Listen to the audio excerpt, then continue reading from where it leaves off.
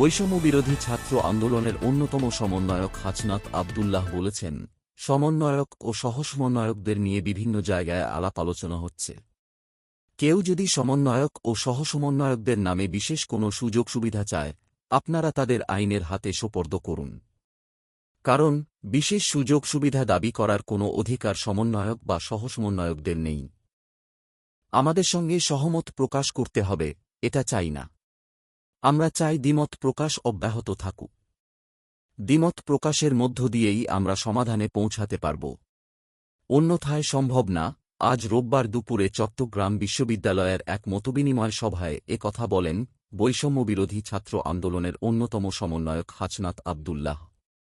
সেই সভায় সমন্বয়কদের বিভিন্ন বিষয়ে প্রশ্ন করা নিয়ে হট্টগোল ও হাতাহাতি হয়। ছাত্র জনতার অভ্যুত্থান পরবর্তী রাষ্ট্র সংস্কার নিয়ে বিশ্ববিদ্যালয়ের শিক্ষার্থীদের সঙ্গে এ সভা হয়। বৈষম্যবিরোধী ছাত্র আন্দোলন, চট্টগ্রাম বিশ্ববিদ্যালয়ের ব্যানারে সমাজবিজ্ঞান অনুষদের মিলনায়তনে এই আয়োজন হয়।